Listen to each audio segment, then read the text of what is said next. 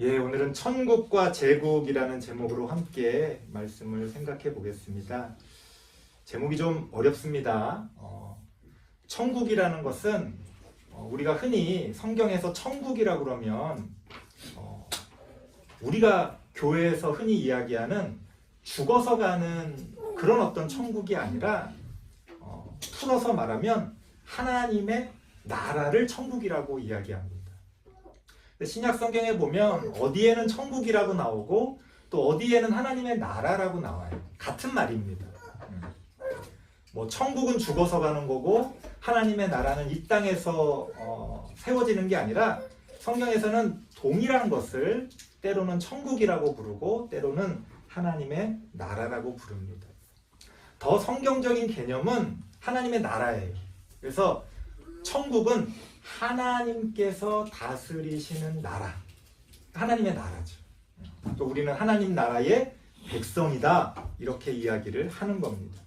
제국이라는 건 많이 들어보셨죠? 성경에도 나옵니다만 성경에 나오는 로마, 우리가 흔히 알고 있는 로마 제국, 이런 말을 쓰잖아요. 제국이라는 게 뭐냐면 황제가 다스리는 나라가 제국이에요. 그래서 이 제국의 특징은 힘으로 이웃 나라를 정복하고 계속 영토를 넓혀가는 그런 어떤 특성들을 가지고 있습니다. 그래서 우리가 근현대사에서도 제국주의 시대라는 게 있었잖아요. 영국이나 이런 유럽의 나라들이 이런 아시아나 남미 쪽에 있는 이런 나라들을 막 정복하던 시대, 그때를 우리가 흔히 제국주의 시대다, 이렇게 이야기하는데 바로 그런 역사적으로 그런 제국의 특징 때문에 그렇게 이름을 붙이는 겁니다. 왜 오늘 설교 제목을 천국과 제국이라고 삼았느냐? 오늘날 우리의 삶에서도 여전히 이 천국과 제국이 함께하고 있다는 거예요. 천국이라는 건 하나님께서 다스리시는 나라고요. 제국이라는 건 황제, 이 땅에 힘있고 권력 있는 그런 사람들이 다스리는 나라를 이야기하는 겁니다. 바로 오늘날 우리의 삶 가운데서도 이 천국과 제국이 충돌하고 있다는 그런 어떤 개념을 가지고 오늘 말씀을 한번 살펴보려고 합니다. 오늘이 종려주일인데요. 종려주일은 예수님께서 이제 십자가에 달려 죽으시기 위해 이제 예루살렘으로 입성하십니다. 그 입성하실 때에 백성들이 우리가 흔히 알고 있는 것처럼 종려나무 가지를 이렇게 흔들면서 예수님을 환영했다, 그런 이야기들을 우리가 어릴 때 많이 배웠을 겁니다. 바로 이제 그런 어떤 예수님의 입성을 기념하기 위한 절기입니다. 사실 성경을 가만히 읽어보면 백성들이 종려나무 가지를 흔들었다는 얘기는 없어요. 좀 이따도 이제 살펴보겠습니다만 우리가 주일학교 때 배웠던 것들이 사실은 좀 꾸며지거나 또 과장된 그런 이야기들도 많이 있습니다. 오늘 이제 성경을 중심으로 어떤 배경에서 이 종려주일이 우리에게 또 다른 의미와 또 교훈을 가져다 준다는 것을 함께 한번 살펴보도록 하겠습니다. 오늘 본문을 보면 6월절 절기의 첫날을 맞아서 예루살렘에 입성하시는 예수님의 장면이 나오는데요. 어떤 모습이었는지 한번 성경을 읽어보겠습니다. 우리 좀 전에도 한번 읽어봤습니다만 7절과 8절만 다시 한번 읽어보겠습니다. 7절과 8절입니다. 시작. 나귀 새끼를 예수께로 끌고 와서 자기들의 겉옷을 그 위에 얹어 놓음에 예수께서 타시니 많은 사람들은 자기들의 겉옷을, 또 다른 이들은 들에서 벤 나뭇가지를 길에 펴며. 아마 이 나뭇가지가 종려나무 나뭇가지가 아니었을까?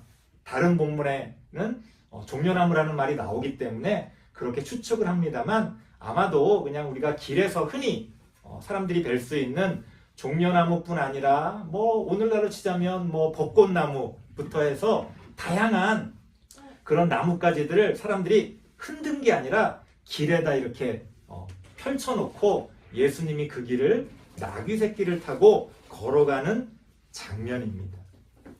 우리가 흔히 예루살렘에 입성하시는 예수님의 어떤 모습을 어릴 때 배운 우리의 상상력을 한번 생각해 보면 마치 왕이나 장군이 열렬한 환호 속에서 꽃길을 걸어가는 그런 어떤 입성하는 장면을 떠올릴 수 있어요.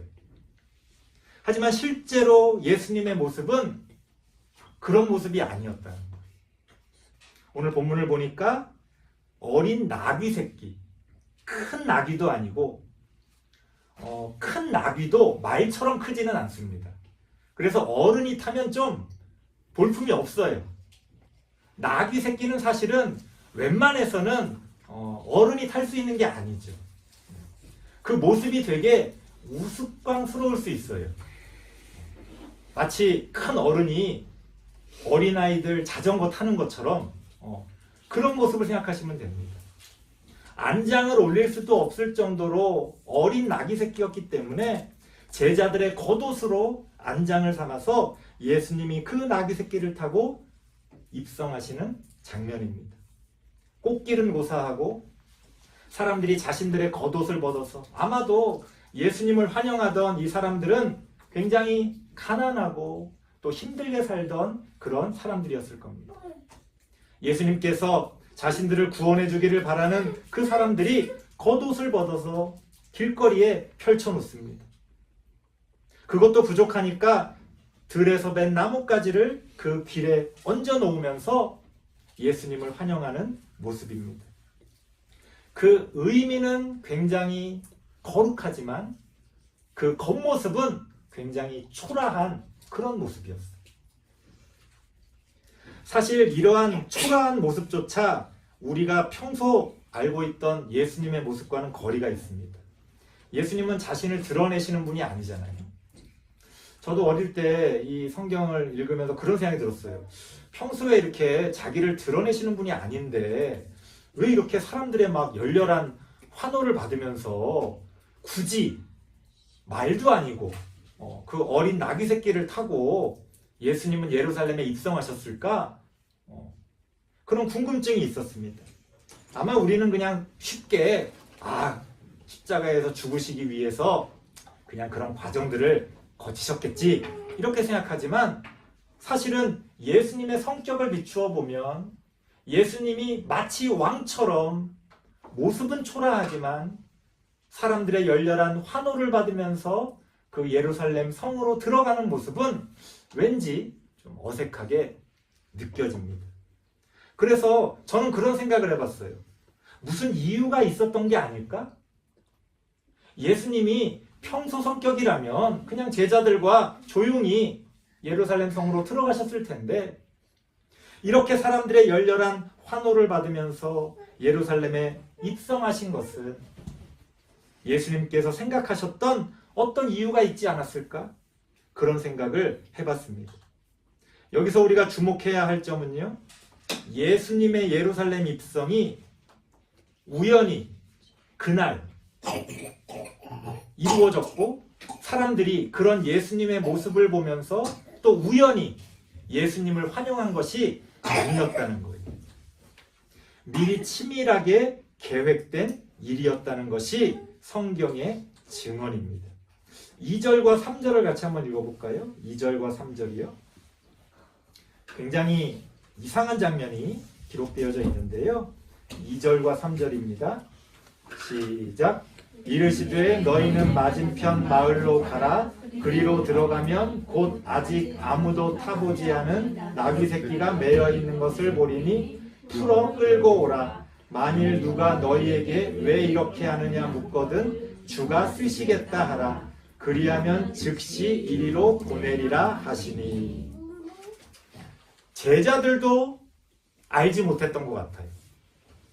갑자기 예루살렘 성 근처에 도착했을 때 예수님께서 제자 중에 둘을 부르시면서 저기 마을로 가면 나귀 새끼가 메어져 있는 걸 보게 될 텐데 그냥 끌고 와라 이렇게 이야기합니다. 말이 안 되죠. 남의 거를 그냥 끌고 오면 안 되잖아요. 돈을 주고 사와야죠. 그런데 그냥 끌고 오라고 말씀하시니까 성경엔 안 나오지만 아마 제자들이 질문했겠죠. 아니 그거 그냥 가져오다가 주인이 뭐라 그러면 어떡합니까? 돈을 준비해야 되지 않을까요? 예수님이 뭐라고 말씀하십니까? 누가 너희에게 그거 왜 가져가냐? 이렇게 묻거든 주가 쓰시겠다 하라. 그러면 그들이 그 나귀를 내어 줄 것이다. 이렇게 이야기합니다. 되게 이상한 장면이죠. 제가 어릴 때도 이 부분을 어떻게 생각 공부 시간에 배웠냐면 이게 예수님의 그 기적의 능력이다. 예수님이 기적을 행하시는 분이기 때문에 이렇게 누군가가 그 물건에 대해서 소유권을 주장할 때도 예수님이 주가 쓰시겠다 하라 이렇게 이야기하면 다 그런 것들이 통했다. 아니면 또 이렇게 설명하시는 분도 있었어요. 아마도 그 나귀의 주인도 예수님을 믿었던 사람이 아닐까? 그래서 주가 쓰시겠다고 하니까 준 게 아닐까? 뭐 이런 이야기도 하곤 했습니다. 하지만 성경 어디를 봐도요, 그 주인이 예수님을 알고 있었다는 이야기도 없고요. 이 마을은 지금 예루살렘 성에서 어느 정도 떨어져 있는 곳이에요. 어떻게 갑자기 나귀 새끼가 등장하게 된 걸까요? 어떤 신학자들은요, 이렇게 해석을 합니다. 이 주가 쓰시겠다 이렇게 말하는 그게 하나의 암호였다는 거예요. 암호. 우리 첩보 영화에서 스파이들이 딱 접선할 때 서로 얼굴을 모르니까 뭘 이야기합니까? 서로 암호를 얘기하잖아요. 예를 들어서 동쪽에서 해가 뜬다. 딱 이렇게 말하면은 상대방이 남쪽에는 햇빛이 좋다. 이런 식으로 서로 어떤 암호를 통해서 딱 접선하는 것들을 생각해 보시면 됩니다. 예수님께서 이미 다른 제자들 혹은 다른 사람들을 통해서 나귀 새끼를 준비해 놓으셨고 그 제자들을 시켜서 암호를 통해 그 나귀 새끼를 가져오게 하셨다는 겁니다. 자, 그렇다면 그렇게 해석을 한다면 나귀 새끼는 이미 준비되어 있는 거고 예수님께서는 의도적으로 그 어린 나귀 새끼를 타고 예루살렘에 입성하셨다는 거예요. 어떤 예수님의 계획이 느껴집니다. 예수님은 무엇 때문에 굳이 이런 모습을 보여주길 원하셨던 걸까요? 사실 어린 나귀 새끼가 등장한 것은 우연이 아닙니다. 구약의 예언을 성취하기 위한 거예요. 구약 성경을 한번 찾아보겠습니다. 스가랴 9장 9절입니다. 구약이지만 앞으로 조금만 가면 됩니다. 스가랴가 거의 구약의 끝부분이거든요. 스가랴 9장 9절, 구약 성경 1320페이지입니다. 1320페이지. 구약 성경 1320페이지쯤 됩니다. 스가랴 9장 9절. 함께 읽어보겠습니다. 시작. 시온에 따라 크게 기뻐할지어다. 예루살렘에 따라 즐거이 부를지어다. 보라, 내 왕이 내게 임하시나니 그는 공의로우시며 구원을 베푸시며 겸손하여서 나귀를 타시나니 나귀의 작은 것 곧 나귀 새끼니라. 메시아가 이 땅에 올 때 나귀 새끼를 타고 오실 것이라는 구약의 예언이에요. 그러니까 예수님께서 그 나귀 새끼를 선택하신 겁니다. 자, 그 나귀 새끼가 상징하는 것은 뭘까요? 10절 말씀을 읽어봐야 그 의미를 알 수 있습니다. 왜 굳이 나귀 새끼였을까? 큰 말도 있고 멋진 그런 어떤 동물들이 많이 있을 텐데 왜 나귀 새끼였을까? 그 나귀 새끼가 상징하는 것이 10절에 나옵니다. 스가랴 9장 10절입니다. 함께 읽겠습니다. 시작. 내가 에브라임의 병거와 예루살렘의 말을 끊겠고 전쟁하는 활도 끊으리니 그가 이방 사람에게 화평을 전할 것이요 그의 통치는 바다에서 바다까지 이르고 유브라데 강에서 땅끝까지 이르리라. 큰 큰 말은요, 전쟁을 상징합니다. 군인들이 타는 거예요. 지금도 마찬가지입니다만 큰 말은요, 굉장히 비싸고요, 사육하기가 어렵습니다. 부자들이, 왕들이, 장군들이, 귀족들이나 그것들을 관리하고 탈 수가 있는 거예요. 특히 당시에는 마치 오늘날 뭐 전쟁할 때 탱크 같은 것들이 기본인 것처럼 말이 기본이었어요. 나귀 새끼는요, 그 말과 완전히 반대되는 가장 극단의 위치에 있는 동물입니다. 흔히 서민들이 나귀를 타고 다녔어요. 그나마도 사람이 타기보다는 물건을 실을 때가 많았죠. 만약 사람이 탄다면 노약자들, 어린 나귀 새끼는 어쩔 수 없이 사람들이 타야 할 때 어린아이라든가 또 어떤 뭐 임산부라든가 그런 사람들을 그렇게 나귀 새끼에 태워서 이동을 했습니다. 우리의 어떤 일상적인 삶을 상징하는 거예요. 우리의 일상의 평화로운 삶을 상징하는 겁니다. 그래서 어린 나귀 새끼는요, 구약에서부터 신약까지 평화를 상징하는 동물로서 사람들에게 받아들여졌습니다. 예수님께서는 평화의 복음을 선포하시기 위해 어린 나귀 새끼를 타고 의도적으로 예루살렘에 입성하셨다는 거예요. 왜 그러셨을까요? 이유가 있습니다. 성경에는 나오지 않지만 예수님께서는 같은 날 예루살렘에 입성하시는 전혀 다른 의미의 행진이 있다는 것을 아시고 그것에 대한 맞대응으로 이 평화의 행진을 계획하셨다는 거예요. 이거는요, 성경에는 나오지 않지만 역사적인 기록, 역사적인 배경을 보면 알 수 있습니다. 예수님께서 입성하시던 6월절 첫날에 예수님의 그 평화의 행진 말고 또 다른 행진이 예루살렘을 입성하고 있었다는 거예요. 그게 뭐냐면 본디오 빌라도가 군대를 이끌고 예루살렘 성으로 들어오고 있었다는 겁니다. 당시 유대 지방에서는요, 유대교의 주요한 절기들이 있을 때 로마 군대가 예루살렘으로 들어왔습니다. 원래 주둔에 있는 군인이 있긴 있어요. 근데 지금도 성지순례 할 때 가보세요. 저는 이제 방송으로만 봤습니다만 엄청난 인파가 예루살렘으로 몰려들잖아요. 그래서 당시에도 유대인의 절기가 있을 때마다 더 많은 군인들이 예루살렘에 들어와서 질서를 유지했습니다. 특히나 6월절은요, 로마 제국에서 생각할 때 굉장히 위험한 절기였어요. 6월절이 언제입니까? 이스라엘 백성이 출애굽할 때 있었던 게 6월절이잖아요. 그걸 기념하는 게. 애굽도 제국이거든요. 애굽이라는 제국에서 탈출해서 독립해서 자신들의 나라를 만든 것을 기념하는 게 6월절이에요.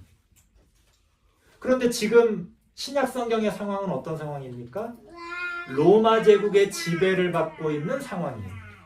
그러니까 이스라엘 백성들이 6월절에 모여서 무슨 얘기했겠어요? 야, 우리 애굽에서 벗어났던 것처럼 우리 로마에서도 벗어나야 돼.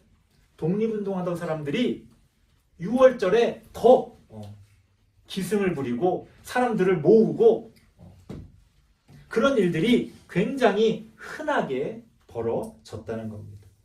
그래서 6월절 첫날에 일부러 예수님께서는 감람산에서 동쪽에서부터 이렇게 예루살렘 성으로 내려오셨거든요. 본디오 빌라도는 서쪽에 살고 있었어요. 왜냐하면 서쪽에 가이사랴 해변이 있었는데 거기가 아주 경치도 좋고 부자들이 살던 그런 동네입니다. 평소에 그 가이사랴 해변에서 살고 있었던 본디오 빌라도가 이 6월절을 맞아서 질서를 유지하기 위해 자신의 군대를 이끌고 그 6월절 첫날 서쪽으로부터 예루살렘에 들어오고 있었다는 거예요. 역사적인 사실입니다. 예수님께서는 바로 그러한 제국의 행렬, 말을 타고 군대를 이끌고 들어오는 그런 어떤 제국의 행렬에 맞서서 나귀 새끼를 타고 반대쪽에서 예루살렘에 입성하셨다는 점. 전혀 다른 두 개의 행진이 오늘 종려주의를 맞아서 예루살렘 성에서 맞부딪히게 됩니다. 로마 총독인 본디오 빌라도의 행진은 로마 제국의 힘과 권력을 과시하기 위한 겁니다. 예수님의 행진은 어떻습니까? 하나님 나라의 비전을, 평화의 복음을 선포하기 위한 그러한 행진이었다는 거예요. 한쪽은 폭력을 상징하는 행진이고요, 한쪽은 비폭력을 상징하는 행진입니다. 이러한 두 개의 행진이 맞부딪히는 그 묘한 긴장감 가운데서 성경은 우리에게 선택을 요구합니다. 9절과 10절, 마가복음으로 돌아갑니다. 마가복음 11장 9절과 10절을 읽겠습니다. 마가복음 11장 9절 10절입니다. 시작. 앞에서 가고 뒤에서 따르는 자들이 소리 지르되 호산나 찬송하리로다, 주의 이름으로 오시는 이여 찬송하리로다, 오는 우리 조상 다윗의 나라여 가장 높은 곳에서 호산나 하더라. 호산나라는 말은 구원하소서라는 뜻이에요. 무엇을 통한 구원입니까? 누구를 통한 구원입니까? 두 개의 행진이 그 구원을 보여주는 거예요. 천국의 평화가 가져다주는 구원인가? 아니면 로마 제국의 힘과 권력이 가져다주는 구원인가? 두 개의 구원이 우리 앞에 놓여 있는 겁니다. 아마 예수님의 그 행진을 환영했던 사람들은 아까도 말씀드렸지만 가난하고 힘없고 어려운 상황에 처해 있던 사람들이었을 거예요. 본디오 빌라도가 반대쪽에서 입성할 때는 누가 환영 나갔을까요? 당시의 귀족들, 이스라엘의 기득권들, 힘 있는 사람들, 돈 있는 사람들, 그런 사람들이 본디오 빌라도의 그 입성을 환영하기 위해 나갔을 겁니다. 성경에는 나오지 않지만 이 마가복음을 읽는 독자들은 그 두 개의 행진을 머릿속에 떠올린다는 거예요. 우리는 역사적인 이야기를 모르니까 그냥 예수님이 이렇게 모든 사람의 주목을 받으면서 예루살렘에 들어오셨구나. 아니요. 지금으로 치면은 신문에 한 줄도 기록되지 않을 그런 행진이었습니다. 아마 신문 1면에는 본디오 빌라도 예루살렘에 입성하다, 이렇게 신문에 실렸겠죠. 포털 뉴스에도 제일 위에 본디오 빌라도의 입성을 사람들에게 알렸을 겁니다.